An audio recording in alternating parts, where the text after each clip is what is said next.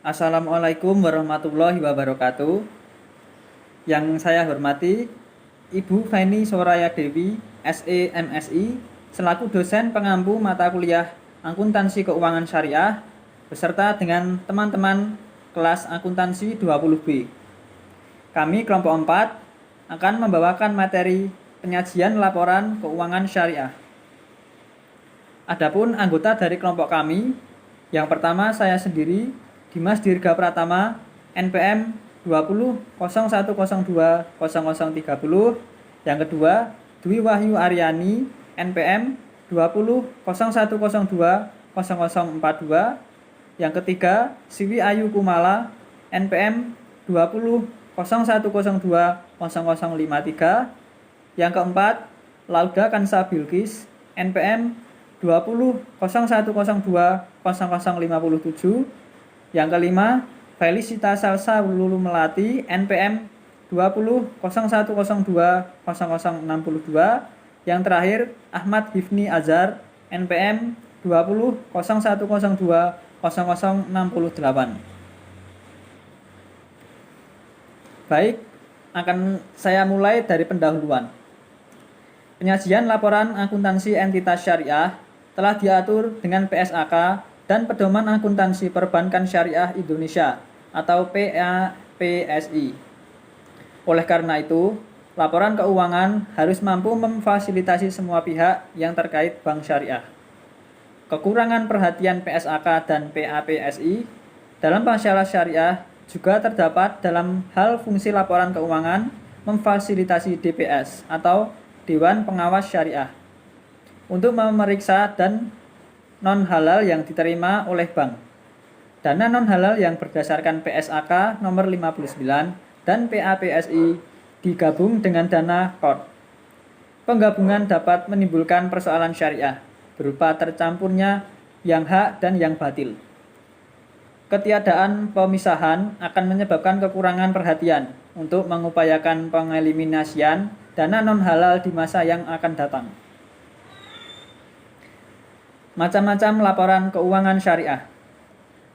Laporan keuangan entitas syariah yang sudah tertata secara baik adalah laporan keuangan bank syariah. Laporan keuangan bank syariah yang lengkap terdiri dari komponen-komponen berikut. Yang pertama, neraca. Yang kedua, laporan laba rugi. Yang ketiga, laporan arus kas. Yang keempat, laporan perubahan ekuitas. Yang kelima, laporan perubahan dana dan investasi terikat. Yang keenam, laporan sumber dan penggunaan dana zakat, infak, dan sodako. 7. Laporan sumber dan penggunaan dan khodrul hasan. 8. Catatan atas laporan keuangan. Yang pertama, neraca. Unsur-unsur neraca meliputi aktiva, kewajiban, investasi tidak terikat, dan ekuitas. Aktiva dan kewajiban tidak boleh disaling hapuskan, kecuali ketentuan syariah dan hukum memperkenakan terjadinya saling hapus. Pembiayaan mudharabah mutlaqah yang diterima bank syariah dalam neraca pada unsur investasi tidak terikat di antara unsur kewajiban dan ekuitas. Investasi tidak terikat adalah dana yang diterima oleh bank dengan kriteria sebagai berikut. A. Bank mempunyai hak untuk menggunakan dan menginvestasikan dana, termasuk hak untuk mencampur dana dimaksud dengan dana lainnya. B. Keuntungan dibagikan sesuai dengan nisbah yang disepakati. Dan C. Bank tidak memiliki kewajiban secara mutlak untuk mengembalikan dana tersebut jika mengalami kerugian. Penyajian pos-pos yang terikat dengan transaksi istisna adalah sebagai berikut. A. Termin istisna yang sudah ditagih disajikan sebagai pos pengurang istisna dalam penyelesaian. B. Selisih lebih antara istisna dalam penyelesaian dan termin istisna yang sudah disajikan sebagai aktiva. Sedangkan selisih kurang antara istisna dalam penyelesaian dan termin istisna yang sudah ditagih sebagai kewajiban. C. Aktiva istisna dalam penyelesaian yang telah selesai dibuat disajikan sebagai persediaan sebagai harga jual istisna kepada pembeli akhir. Dan D. Dalam istisna paralel, piutang istisna dan utang istisna tidak boleh saling hapus. Dwi Wahyu Aryani NPM 20.01.02.0042. Di sini melanjutkan penjelasan mengenai penyajian laporan keuangan syariah, yaitu dengan memperhatikan ketentuan dalam PSAK lainnya, menyajikan, mengungkapkan dalam laporan keuangan yang mencakup, namun tidak ada batasnya dalam pos-pos berikutnya. Yang pertama itu ada aktiva. Di dalamnya itu ada kas, dua penempatan dalam Bank Indonesia, 3 giro dalam bank lain, yang keempat efek-efek, yang kelima piutang. Di dalam piutang itu ada piutang murabaha, piutang salam, yang ketiga piutang istisha, piutang pendapatan ijarah, yang keenam pembiayaan mudharabah, 7 pembiayaan musyarakah, 8 persediaan. Persediaan merupakan aktiva yang dipilih untuk dijual kembali oleh karyawannya. 9 itu ada aktiva yang diperoleh untuk ijarah. 10 aktiva istisna dalam menyelesaikan telah dikurangi bagian utang istisna. Lalu yang ke-11 penyertaan, dan selanjutnya invest lain, dan selanjutnya aktiva tetap dan akumulasi penyusutan, yang akhir itu ada aktiva lain.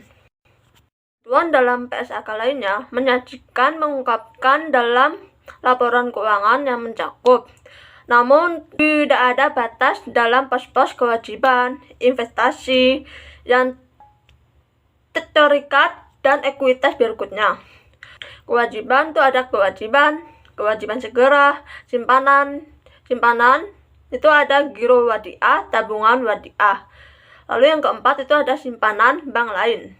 Simpanan bank lain itu ada giro wadiah, tabungan wadiah. Yang kelima itu ada kewajiban lain. Kewajiban lain itu ada utang. Ada dua bagian hutang. Yang pertama assalam dan istisna. Lalu yang keenam itu ada kewajiban bank lain, pembiayaan yang diterima. Yang 8 keuntungan yang sudah diumumkan namun belum dibagikan. Lalu yang ke-9 itu ada utang pajak dan lainnya, dan pinjaman subordinasi. Nah, yang ketiga itu ada investasi yang tidak terikat.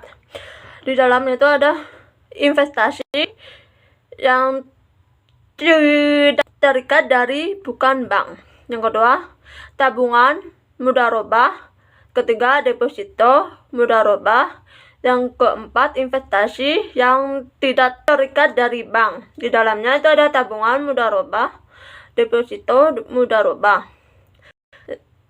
Yang keempat itu ada ekuitas. Dalamnya itu ada modal yang disetor, tambahan modal disetor, lalu ada laba rugi. Nah, yang kedua itu ada laporan laba rugi. Laporan laba rugi merupakan dengan memperhatikan ketentuan dalam PSAK lainnya untuk menyajikan dalam laporan laba rugi yang mencakup, namun tidak ada batas dalam pos-pos pendapatan dan beban berikut. Nah, di situ ada operasi utama. Nah, di situ ada pendapatan dari jual beli. Pendapatan dari jual beli itu ada 3. Pendapatan marji murabaha, 2 pendapatan bersih salam, yang ketiga pendapatan bersih istisna. Yang kedua itu pendapatan dari sewa. Pendapatan dari sewa itu ada pendapatan bersih ijarah. Yang ketiga pendapatan dari bagi hasil. Pendapatan dari bagi hasil itu ada dua, pendapatan bagi hasil mudharabah dan pendapatan bagi hasil musyarakah. Yang keempat itu ada pendapatan operasi utama lainnya. Yang kedua itu hak ketiga bagi hasil investasi yang tidak terikat. Yang ketiga pendapatan operasi lainnya, dan yang keempat itu pendapatan non operasi. Yang kelima beban non operasi, zakat dan pajak. Laporan yang ketiga itu ada laporan arus kas. Laporan arus kas merupakan laporan arus kas yang disajikan sesuai dengan PSAK kedua, laporan arus kas dan PSAK 31 akuntansi keuangan. Laporan keempat itu ada laporan perubahan ekuitas. Laporan perubahan ekuitas disajikan sesuai dengan PSAK 1, menyajikan laporan keuangan. Saya Siwai Kumala, NPM 2001020053, akan melanjutkan presentasi yang telah disampaikan oleh Mbak Dwi Wahyu Aryani sebelumnya mengenai macam-macam laporan keuangan syariah. Macam-macam laporan keuangan syariah yang kelima yaitu laporan perubahan dana investasi terkait.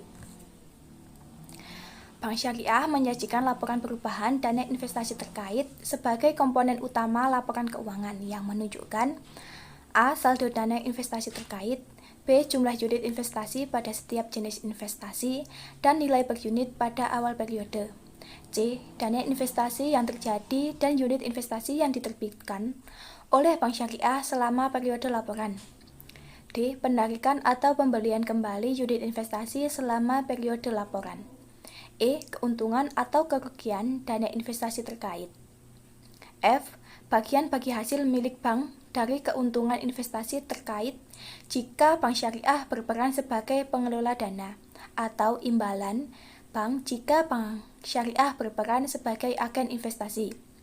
G. Beban administrasi dan beban tidak langsung lainnya yang dialokasikan oleh bank ke dana investasi terkait. H. Saldo akhir dana investasi terkait, dan I yaitu jumlah unit investasi pada setiap jenis dan nilai per unit pada akhir periode. Kemudian macam-macam laporan keuangan syariah yang keenam ada laporan sumber dan penggunaan dana, zakat, infak, dan sedekah. Bank Syariah menyajikan laporan sumber dana penggunaan zakat, infak, dan sedekah sebagai komponen utama laporan keuangan yang menunjukkan A. Sumber dana zakat, infak, dan sedekah yang berasal dari zakat dari Bank Syariah, zakat dari pihak luar Bank Syariah, infak, dan sedekah. B. Penggunaan dana zakat, infak, dan sedekah untuk kaum miskin, hamba sahaya, orang yang terlilit hutang, fakir, orang yang baru masuk Islam atau mu'alaf, orang yang berjihad, orang yang dalam perjalanan, dan amil. Kemudian yang C yaitu kenaikan dan penurunan sumber dana zakat, infak, dan sedekah. D. Saldo awal dana penggunaan dana zakat, infak, dan sedekah. E. Saldo akhir dana penggunaan dana zakat, infak, dan sedekah. Kemudian macam-macam laporan keuangan syariah yang ketujuh ada laporan sumber dan penggunaan dana qardul hasan. Bank Syariah menyajikan laporan sumber dan penggunaan dana qardul hasan sebagai komponen utama laporan keuangan yang menunjukkan A. Dana qardul hasan yang berasal dari penerimaan, yaitu infak, sedekah, denda, dan pendapatan non-halal. B. Penggunaan qardul hasan untuk pinjaman dan sumbangan. C. Kenaikan atau penurunan sumber dana qardul hasan. D. Saldo awal dana penggunaan dana qardul hasan, dan E yaitu saldo akhir dana penggunaan dana qardul hasan. Selanjutnya yaitu penyusunan laporan keuangan Bank Syariah. Berdasarkan KDPPLK Bank Syariah dijelaskan, penyusunan laporan keuangan Bank Syariah harus berdasarkan kerangka dasar penyusunan dan penyajiannya. Sebab Laporan keuangan bank syariah tentunya memiliki perbedaan, meskipun ada beberapa aspek yang sama dengan bentuk laporan keuangan pada umumnya. Seperti halnya dengan perusahaan lainnya, bank syariah secara umum dalam melakukan penyusunan laporan keuangan melalui beberapa tahapan antara lain. 1. Bukti transaksi. Bukti transaksi ini sangat penting sebab bukti transaksi merupakan kepastian keabsahan yang dicatat dan sebagai rujukan apabila terjadi masalah di kemudian hari. Bukti transaksi ini berasal dari bank syariah sendiri dan bisa pula berasal dari pihak-pihak yang berhubungan dengan bank syariah. Yang kedua ada jurnal. Jurnal digunakan untuk mencatat bukti transaksi tersebut. Setiap ayat jurnal terdiri paling tidak satu perkiraan di debit dan satu perkiraan di kredit. Jumlah debit harus sama dengan jumlah kredit. Cara pencatatan seperti ini dikenal dengan istilah double entry accounting system. Kemudian yang ketiga ada buku besar.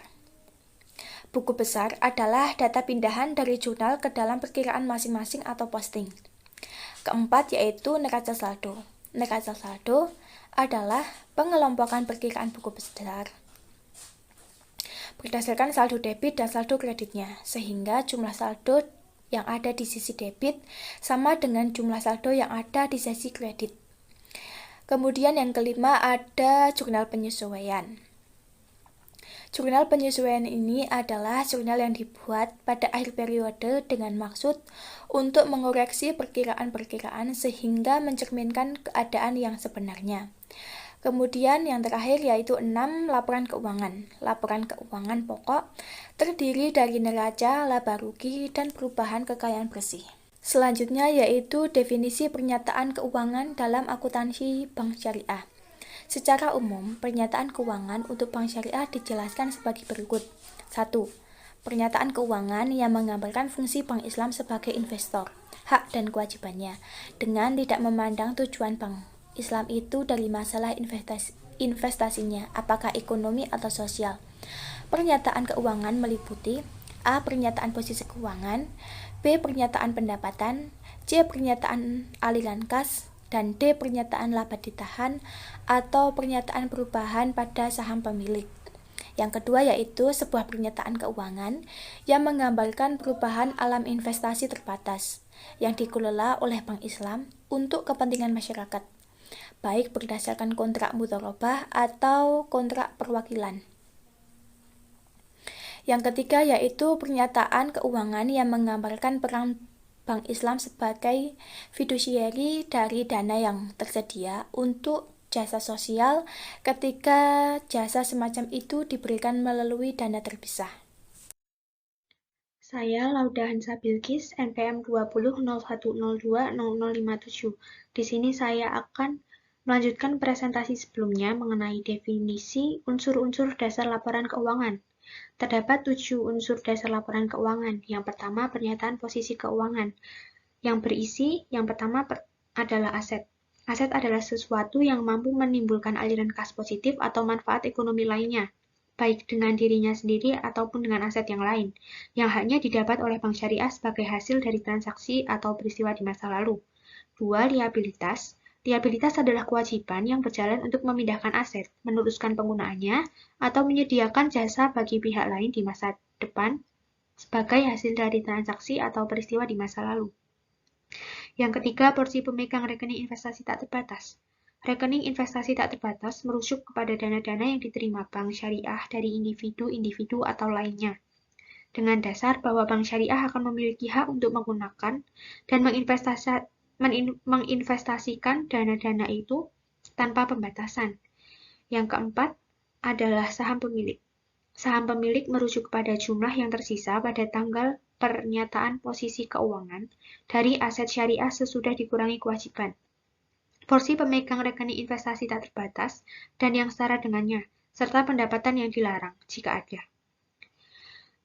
Unsur yang kedua adalah pernyataan pendapatan. Yang pertama, pendapatan. Pendapatan adalah kenaikan kotor dalam aset atau penurunan dalam liabilitas atau gabungan dari keduanya selama periode yang dipilih oleh pernyataan pendapatan yang berakibat dari investasi yang halal, perdagangan, memberikan jasa atau aktivitas lain yang bertujuan meraih keuntungan. Yang kedua, biaya. Biaya adalah penurunan kotor dalam aset atau kenaikan dalam liabilitas atau gabungan dari keduanya selama periode yang dipilih oleh pernyataan pendapatan yang berakibat dari investasi yang halal, perdagangan, atau aktivitas, termasuk pemberian jasa. Keuntungan. Keuntungan adalah kenaikan bersih dari aset bersih sebagai akibat dari memegang aset yang mengalami peningkatan nilai selama periode yang dipilih oleh pernyataan pendapatan. Keuntungan juga bisa diperoleh dari pemindahan saling tergantung insidental yang sah dan yang saling tergantung, kecuali transfer yang tidak saling tergantung dengan pemegang saham atau pemegang rekening investasi tak terbatas dan yang setara dengannya. Kerugian. Kerugian adalah penurunan bersih dari aset bersih sebagai akibat dari memegang aset yang mengalami penurunan nilai selama periode yang dipilih oleh pernyataan pendapatan. 5. Keuntungan pada rekening investasi tak terbatas dan setaranya. Menunjukkan kondisi atau posisi rekening investasi mudharabah mutlaqah. Keenam, keuntungan bersih atau kerugian bersih, yaitu gambaran keberadaan keuntungan atau kerugian bersih yang diperoleh bank syariah selama periode akuntansi. Unsur yang ketiga adalah pernyataan perubahan dalam saham pemilik atau pernyataan laba ditahan, yang berisi pernyataan perubahan dalam saham pemilik dan pernyataan laba ditahan. Unsur yang keempat adalah pernyataan aliran kas, berisi kas dan setara kas, aliran kas dan transaksi, aliran kas dari aktivitas investasi, dan aliran kas dari aktivitas pembiayaan. Unsur yang kelima, pernyataan perubahan dalam investasi terbatas dan setaranya, berisi investasi terbatas, yang kedua simpanan dan penarikan oleh pemegang rekening investasi terbatas dan ekuivalensinya, yang terakhir, keuntungan atau kerugian investasi sebelum bagian keuntungan manajer investasi sebagai seorang mudharib atau kompensasi sebagai wakil investasi. Unsur yang keenam, pernyataan sumber dan penggunaan dana zakat serta dana sosial, berisi sumber dana zakat dan dana sosial. Yang kedua, penggunaan dana zakat dan dana sosial. Yang terakhir, saldo dana zakat dan dana sosial. Unsur ketujuh, pernyataan sumber dan penggunaan dana dalam QORT. Yang pertama adalah QORT, kedua sumber dana dalam QORT, ketiga adalah penggunaan dana dalam QORT, yang keempat adalah saldo dana dalam QORT. Pengungkapan dalam akuntansi bank syariah.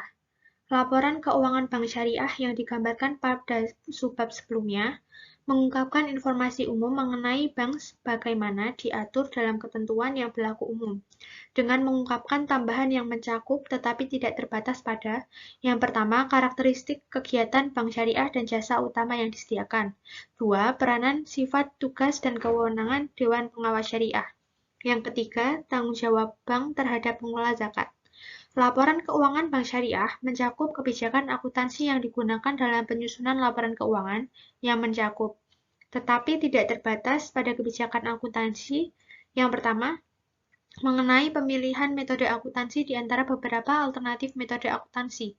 Yang kedua, yang tidak konsisten dengan konsep akuntansi keuangan bank syariah jika ada. Yang ketiga, mengenai pengungkapan pendapatan, beban, keuntungan, dan kerugian transaksi.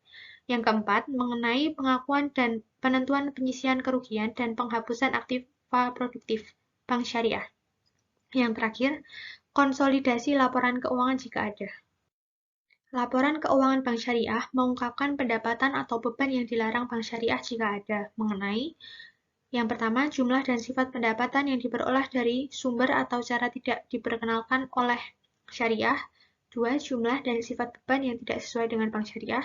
Dan yang terakhir, rencana penggunaan pendapatan non-halal sesuai dengan arahan Dewan Pengawas Syariah. Laporan keuangan bank syariah mengungkapkan jumlah saldo dana investasi tidak terikat berdasarkan segmen geografis dan periode jatuh temponya.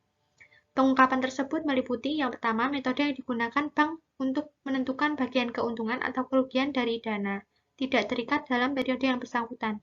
Yang kedua, tingkat pengembalian. Yang terakhir, nisbah keuntungan yang disepakati dari masing-masing dana investasi. Perkenalkan, nama saya Felicita Salsalulu Melati, NPM 20.01.02.0062 akan membacakan slide yang selanjutnya. Bank syariah harus mengungkapkan hal-hal berikut.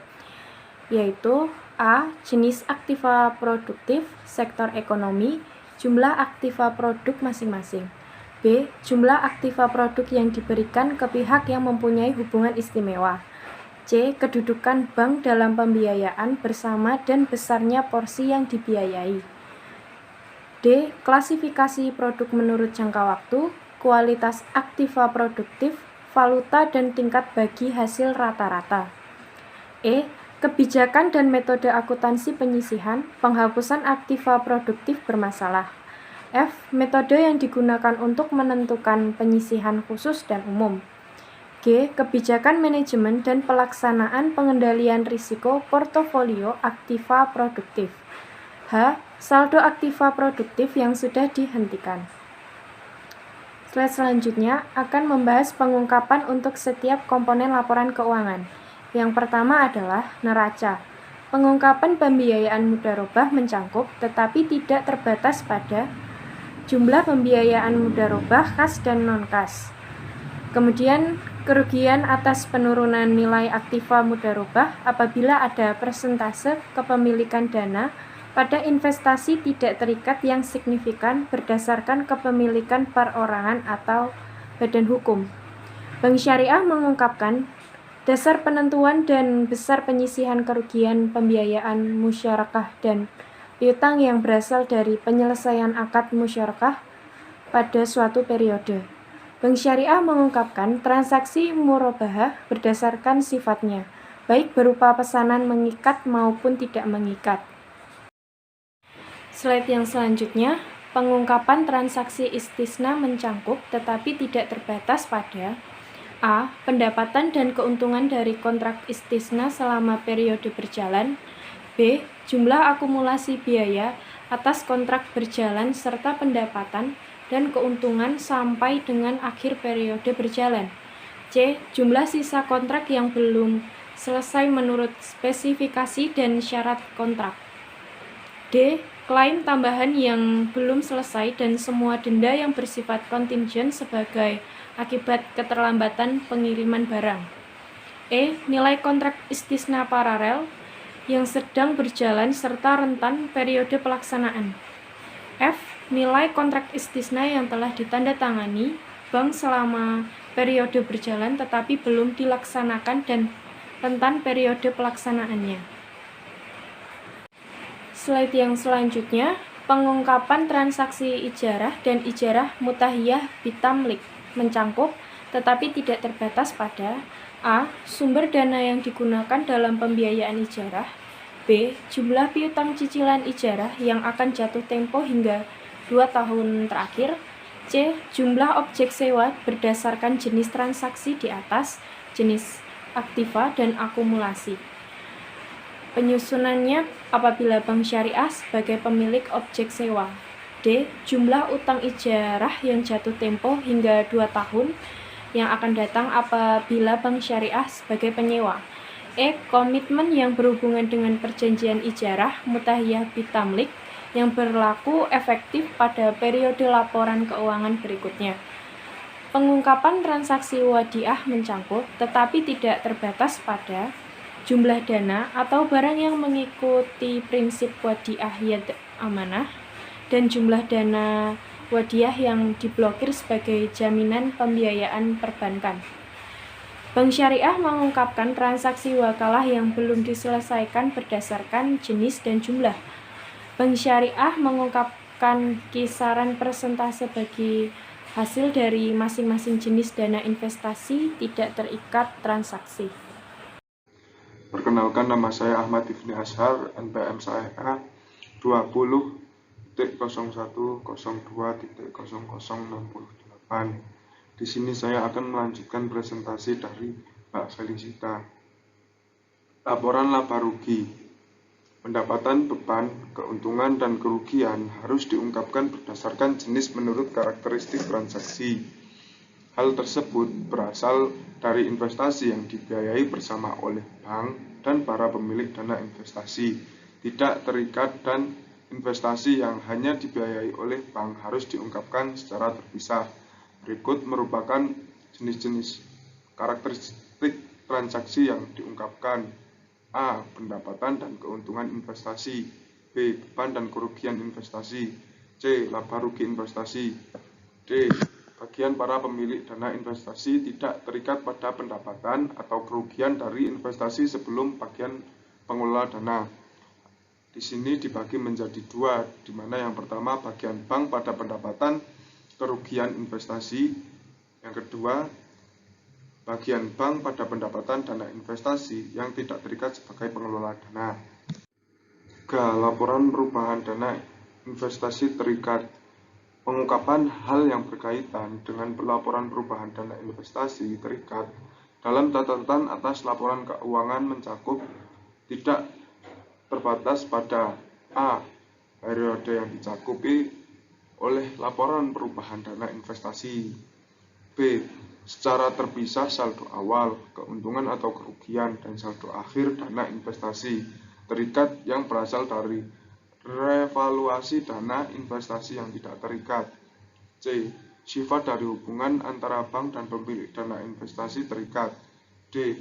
Hak dan kewajiban yang dikaitkan masing-masing jenis dana dan investasi terikat atau unit investasi. 4. Laporan sumber dan penggunaan zakat, infak, dan sedekah. Perihal laporan keuangan di atas mencakup, tapi tidak terbatas pada A. Periode yang dicakup oleh laporan di atas yang dimaksud penggunaan zakat, infak, dan sedekah. B. Dasar penentuan zakat pemegang saham jika bank diharuskan membayar zakat atas nama pemegang saham. C. Rincian sumber dana zakat, infak, dan sedekah. D. Ketika dana tersebut yang disalurkan bank selama periode laporan. E. Ketika dana tersebut yang belum disalurkan pada akhir periode laporan. 5. Laporan sumber dana penggunaan dana Qardul Hasan. Pengungkapan laporan keuangan di atas mencakup, tapi tidak terbatas pada A. Periode yang dicakup laporan tersebut atau laporan sumber dana penggunaan dana Qardul Hasan. B. Rinci saldo Qardul Hasan pada awal dan akhir periode berdasarkan sumbernya. C. Jumlah dana yang disalurkan dan sumber dana yang diterima selama periode laporan berdasarkan jenisnya.